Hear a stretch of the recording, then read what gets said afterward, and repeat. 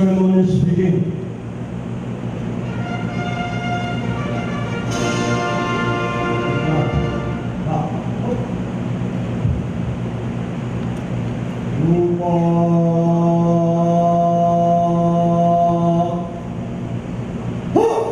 Magsinayo po tayo lahat, mga kababayan, ang pabansang awit ng Republika ng Pilipinas.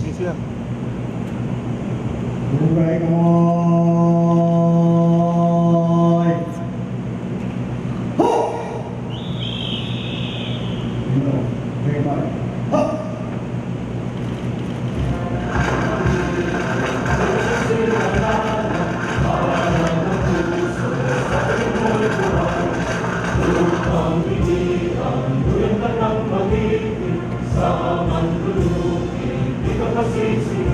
Sa dagat pulos sa simulan, sa langit mong bagot, ay nilagang tula at awit sa paglayang minamahal. Ang isa kang matawag mo'y pagpapalaw na kailan amay magiging. Luhan ang araw na iwala, ikaw sinta, buhay mo. Ang ligaya dapat ay makapit, ang mamatay ng dahil sa'yo.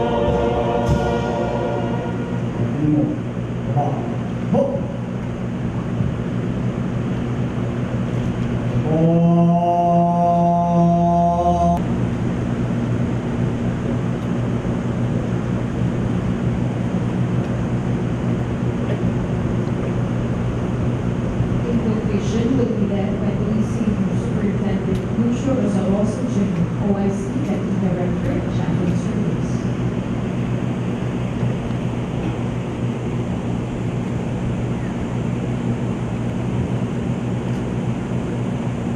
Let us bow down our heads and pray for God's blessing. Almighty and ever-living and loving God, we gather here this morning for the traditional flag raising ceremony and also for the blessing and distribution of the newly procured 40 brand new light transport vehicle, Mahindra Scorpio, under the PNP's Capability Enhancement Program of calendar year 2014.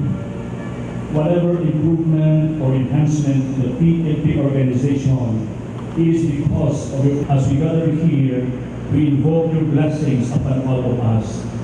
May we who sincerely serve and protect your people be delivered from the temptation of self-interest that wreaks havoc on our commitment to you for our country and people. May we be true to our vocation as law enforcers of the land. Speaker, the Honorable Mel Celeste Sarmiento. May he continue to enjoy your blessings and more, for he has been your faithful servant. We also pray for our Chief PNP, Police Director General Ricardo C. Marquez. May he continue to enjoy good health and let your abundant graces be poured upon him. May his sterling performance in the PNP be an inspiration to all of us. We ask this in your most mighty name. Amen. Panunumpan Senior Superintendent Felix Arsosa Jr., Chief Disbursement Division, Finance Service.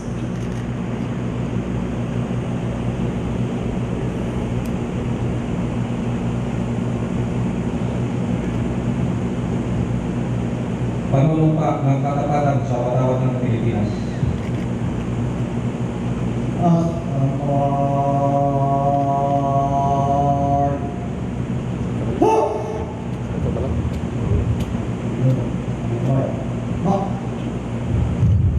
Ako ay Pilipino. Buong katapatan nanunumpa sa watawat ng Pilipinas. Ng sambayanan ng Diyos, mga tao, makakalit at mga bansa.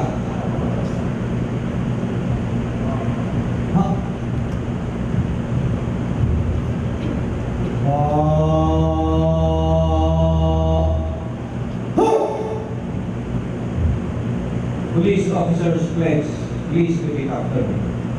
I will love and serve God, my country and people, I will uphold the Constitution and obey legal orders of the duly constituted authorities. I will oblige myself to maintain a high standard of morality and professionalism. I will respect the customs and traditions of the police service. And I will live a decent and virtuous life to serve as an example to others. Blessing na sila na. Blessing na. Please be seated. We shall now proceed to the blessing and distribution of the newly procured light transport vehicle, the Mahindra Scorpio, and we would like to request Honorable Nelson Sarmiento, Secretary DILG, the Chief of the Philippine National Police, and the Inspector General.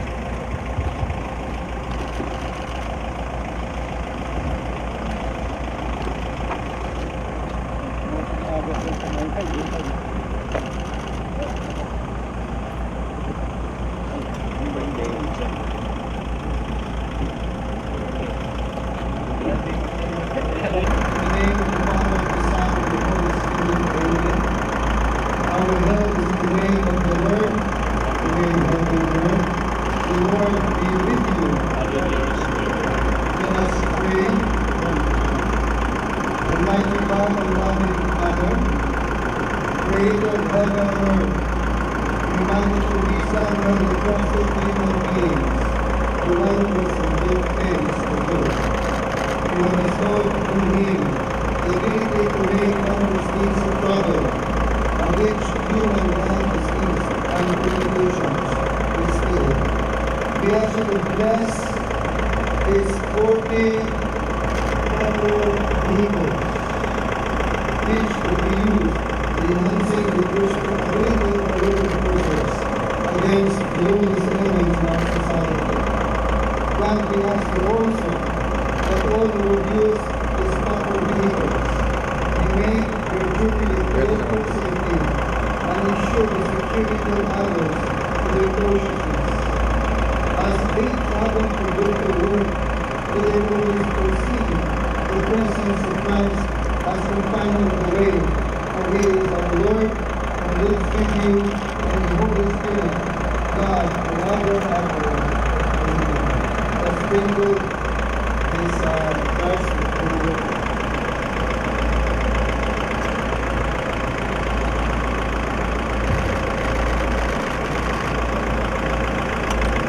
The Philippine National Police has recently procured 398 vehicles as part of the funds ensured the trans of the units are ready for distribution intended for the use of welfare staff officers and national support units, while the remaining 358 units will be distributed to all PROs and regional offices. The ICDM, the IDM, including the Logistic Luzon, Banco Visayas, Banco Eastern Mindanao, Legal Service, Headquarter Support Service, Engineering Service, Training Service.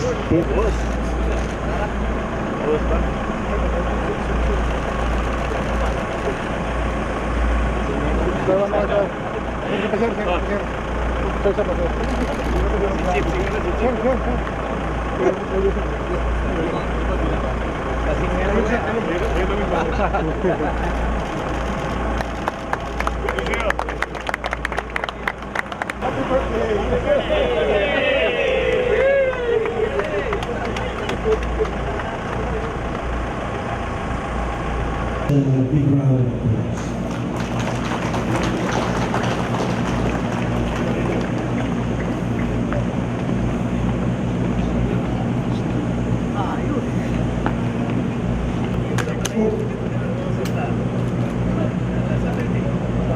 As we continue with our programs,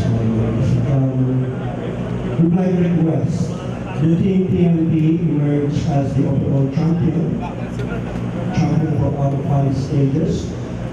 All the winners to proceed in front.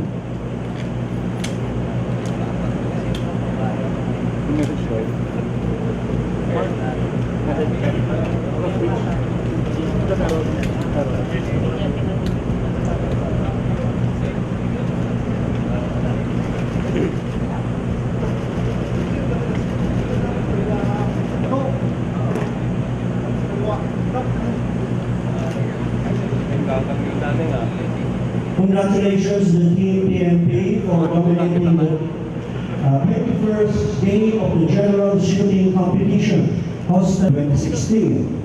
Team and first runner-up, Stage 1. The Team PNP is composed of the following: Police Deputy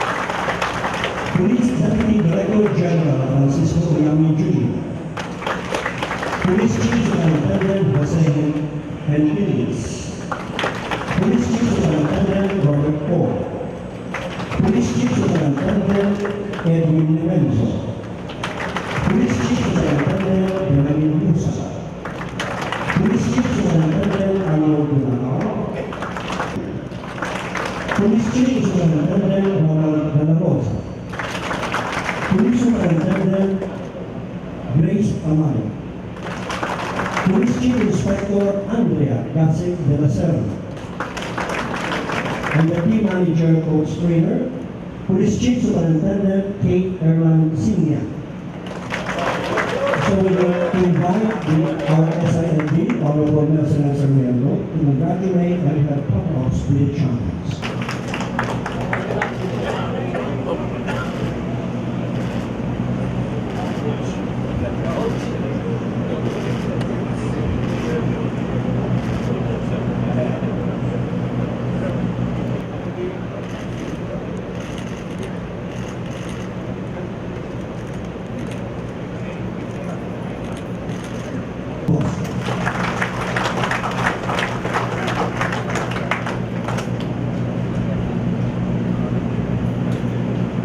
Message ba? We introduce our guest of honor speaker. Pakilala sa inyo ang ating panauhin ngayong araw na ito. Ang ating ipinagmamalaki, ang pinakamahusay na SILG sa ating kasaysayan, the Honorable Nelson Sarmiento. For that very kind introduction, Police Deputy Director General Danilo Constantino, our Deputy Chief for Operations, Police Deputy Director General Francisco Oyami, Chief Directorial Staff, our birthday boy, Police Director Juanito Boibanyo, Directorate for Logistics, the other officers and non-uniform personnel of the Philippine National Police, mga kaibigan sa media, good morning. Magandang umaga sa ating lahat.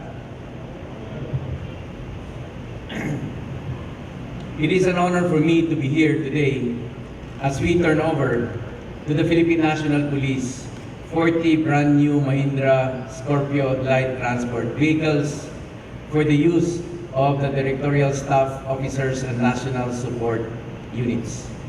This is the first tranche of the PNP's procurement of 398 Mahindra Scorpio LTV units sourced out from the 2014 Capability Enhancement Program.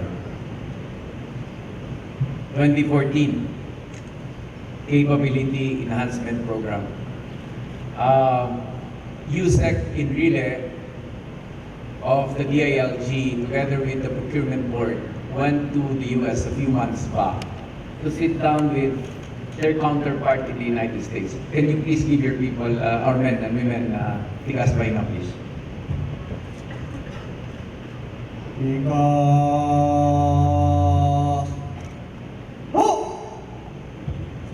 And in that trip, they've learned a good number of things. Of course, planning is very important. Lead time is at least 5 years. But I hope in the 17th Congress, our policymakers or legislators will finally be able to pass an amendment to the current procurement law. Dapat iba yung proseso ng procurement na nasa security cluster ng ating bansa. Iba dapat ang procurement process para sa Philippine National Police at Armed Forces of the Philippines. Kahit sa ibang bansa, ganun po ang kanilang proseso, may pagkakaiba ang polisiya sa procurement ng kagamitan. Kasi hindi naman po pwede ang policy na palaging sasabihin ang the cheapest. Baka yung mabiling baril, cheapest nga, hindi naman pumuputok. So hindi po pwede yun. Ibig sabihin, kaya nga mayroong ganong policy sa ibang bansa dahil tinatanggap na ang pangangailangan both of the Philippine National Police and the Armed Forces of the Philippines is totally different from that of our civilian counterparts in government. You just imagine, as I've said, I reiterated, it's 2014. That's how slow the process is. And we do hope with Congress being able to pass an amendment to the current law, we'll be able to hopefully fast track without compromising, of course, transparency and accountability. The remaining 358 vehicles will be distributed to all PROs and regional offices of the National Support Units. Last April, the distribution of 144 4x2 Mahindra Enforcer Patrol Jeeps completed the goal of the Aquino administration to provide all local government units with 1 patrol jeep each. The light but surely sturdy vehicles improve our police visibility, ensured the timeliness of response, especially in crime-prone areas, and enhance the capability of the PNP to do relief and rescue operations, as the Mahindra patrol jeeps could be easily driven through any road conditions. Sabi nga po ng ating minamahal na Presidente, meron na tayong mga bago at kalidad na sasakyan, workhorse, nakatuwang sa 24/7 na pagpatrolya. To add to this family of workhorses, the Mahindra Scorpios LTV will contribute to the effectiveness of the police in the performance of your everyday duties, be it for general dispatch or as service for administrative functions, surveillance, training, and other command activities. Hindi po ito nagtatapos dito. Kasalukuyan po tayong nakikipag-usap sa gobyerno ng Korea. Kaugnay ng ating plano at sana po mapursu natin ito na bumili ng 690 na Kia KM450 cargo truck. It's imperative for us for interoperability purposes. Dapat parehas tayo ng gamit ng Armed Forces of the Philippines dahil may mga lugar na mahirap ang terrain. Mahirap naman kung joint operation, sila na una, naiwan tayo dahil hindi makasabay yung ating sasakyan. Napaka-importante ng interoperability at dapat ituloy natin yung polisiyang yan na parehas-parehas tayo ng kagamitan ng ating mga kasamahan sa Armed Forces of the Philippines. We plan to issue these trucks to our public safety forces and to the Special Action Force to enhance their logistical capability for internal security operations and disturbance control, hostage rescue operation, and other special operations for public safety, to include HADR. Since day one of his administration, President Aquino has been committed to fully modernize and enhance the capability of the PNP. Under his leadership, the government has gained the fiscal space to pursue the modernization of the police force. And as his administration draws to a close, he will leave behind a much stronger PNP, both in terms of humanware and hardware. And by the way, I was informed that 6 Hour won the bidding for us to be able to procure M4s. So that again, to somewhat replace our aging M16s na medyo may katandaan na. So magandang brand itong 6 Hour na nanalo sa procurement, and of course, naka-pipeline na rin ang procurement ng ating mga communication equipment so that each patroller will eventually have a radio with them so that they'll be able to easily communicate with this station in case there's a need for a backup. And allow me to take this opportunity to likewise thank our retiring officer. Today is his last day wearing the PNP uniform in Gerald Banyo. Gerald Boy, uli, happy birthday. Sa leadership mo sa logistics, nabili itong mga sasakyan, nabigyan ng bawat lokal na pamalaan ng sasakyan at ito na naman. Tapos, yung mga pistols, 1:1, may naghahabol pa tayo para sa mga bagong kapulisan natin. By the way, we're going to recruit another 21,000 police officers this year. 21,100 police officers. Tapos yung logistics backup for APEC. My congratulations, hindi tayo nabitin doon. At kung sa logistical support talagang sana maging template na yan ng ating organisasyon para tuloy-tuloy. Hindi tayo nagkakaberya pag may mga malalaking occasion where we have to secure that particular event. Tapos, of course, on the way na yung may nanalo na sa firearm at communication fill-up. Thank you, Sir Banyo, for that. Bigyan po natin ng malakas na palakpakan. May all the reforms and modernization efforts implemented in the past 6 years continue to inspire you in the performance of your mandate, to serve and to protect the Filipino people. Si Gerald Banyo, nalabas ng ngayong araw, civilian life. Gerald Constantino, I think also will be joining him a few days from now, by June 24. And kasama niyo na rin ako yan, by July 1. At mahirap palang, it's hard to say farewell to an organization that you already learned to love. And working with the PNP is really an honor. And I do hope our friends from the media can likewise recognize the good things that our police officers has done. Hindi lang dapat titingnan yung pagkakamali ng ilan. We don't tolerate it. Pero kung titingnan po natin ang organisasyon, iilan lang po yan. Karamihan ng ating kapulisan ay mga matino pong ating mga kapulisan. At public servants, unsung heroes. And I would like to take this opportunity as well to congratulate the PNP as well as the AFP for a peaceful election. Siguro sa mga nakarang eleksyon, isa na ito sa pinakatahimik na eleksyon na nagawa po dito sa ating bansa. Again, congratulations to the PNP and of course to the Armed Forces of the Philippines and our other partners. Talaga namang punta na tayo sa pagbabago. Kaya nga nang umiikot ako, sinishare ko yung mga problema nung araw yun.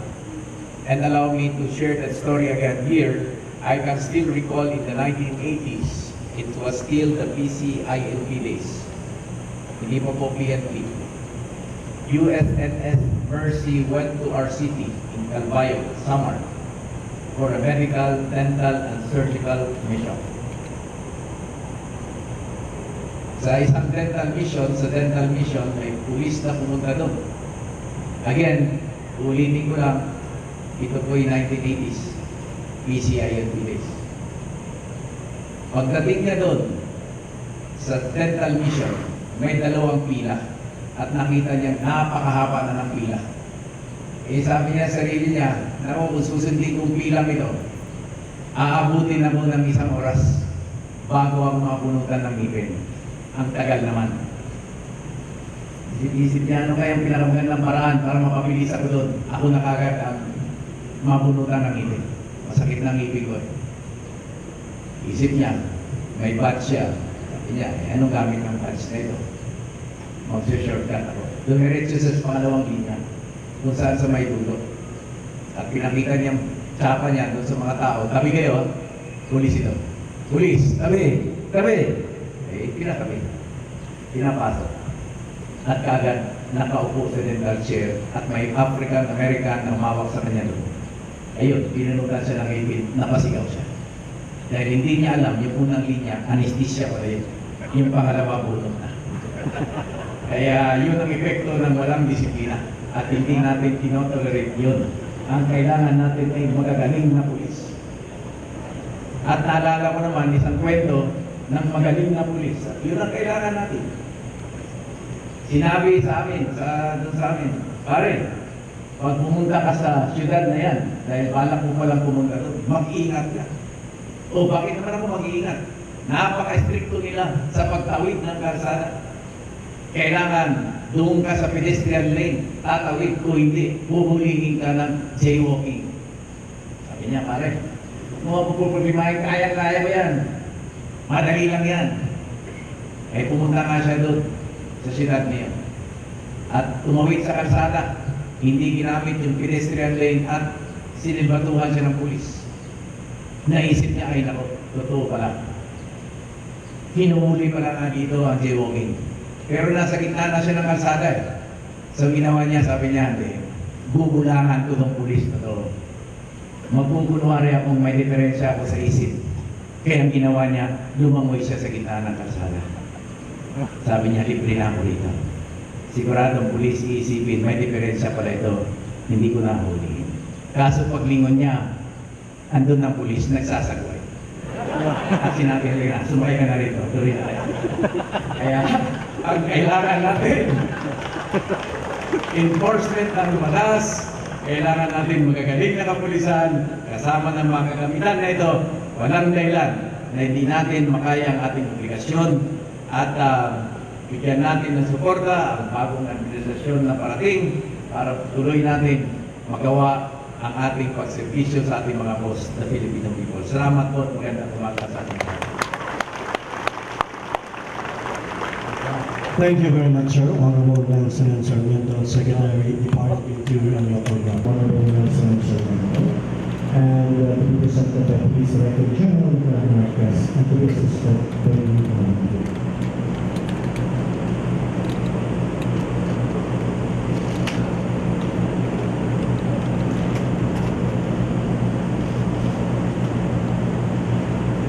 The memento is a Chris, usually carried by a tattoo or nobleman, which signifies authority and rank in the society. It is a symbol of heroism, power, and authority. The grace is carried by Lapu-Lapu, the symbolic hero of the PNP, thus this signifies the authority and power vested in its leaders. Again, ladies and gentlemen, let's give them another big round of applause.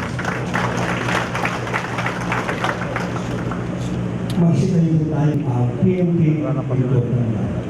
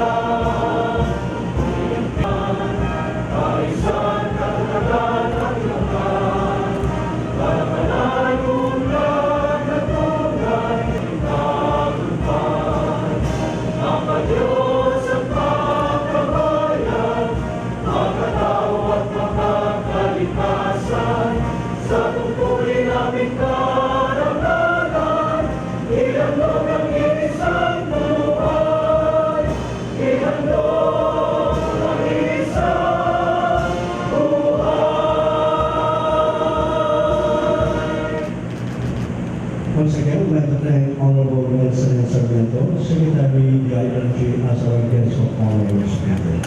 And